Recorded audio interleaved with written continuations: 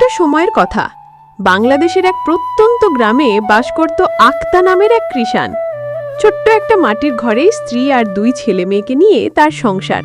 তার ছিল 1 বিঘে জমি আর কিছু পুরনো কৃষি যন্ত্রপাতি। আক্তা ছিল পরিশ্রমী, কিন্তু বছরের পর বছর চাষ করেও সে ভালো ফলন পেত না, কারণ তার জমি ছিল অনুর্বর আর সে জানত না আধুনিক কৃষি পদ্ধতি।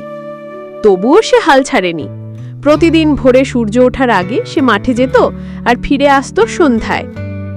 এক বছর খরার কারণে তার জমির সব ফসল নষ্ট হয়ে গেল। ঋণের বোঝা চেপে বসল। গ্রামের লোকজন বলল, আক্তা, তুই শহরে যা, মজুরের কাজ কর, চাষ করে কিছু হইব না। কিন্তু আক্তা হাল ছাড়ল না।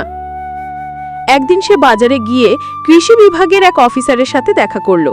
তিনি তাকে বললেন, আধুনিক পদ্ধতিতে চাষ করলে ফলন ভালো হয়, জৈব সার ব্যবহার করো আর চাষের আগে মাটি পরীক্ষা করাও। আক্তা বাড়ি ফিরে সিদ্ধান্ত নিল এবার সে বদলাবে। সে নিজে কৃষি নিয়ে পড়াশোনা শুরু করলো, ইউটিউবে ভিডিও দেখল, পত্রিকা পড়ল, মাঠ দিবসে অংশ নিল।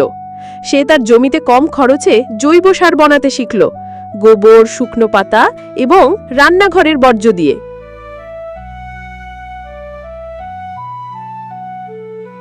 পরের মৌসুমে সে টমেটো চাষ করলো নতুন পদ্ধতিতে।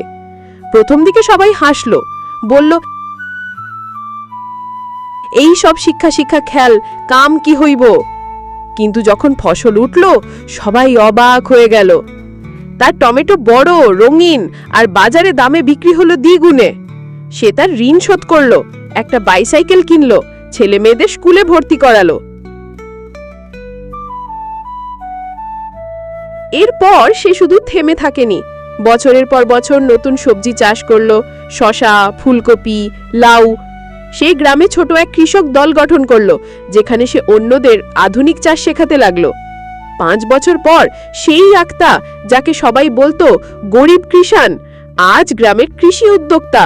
তার জমির পরিমাণ এখন 5 বিঘে। তার স্ত্রী চালায় একটি সবজি প্রক্রিয়াজাতকরণ ইউনিট আর তার ছেলেমেয়েরা পড়ে কৃষি বিশ্ববিদ্যালয়ে। গ্রামের লোকেরা এখন তাকে দেখে বলে, আক্তা আমাদের গর্ব। সে দেখাইছে ইচ্ছা থাকলে কিছুই অসম্ভব না।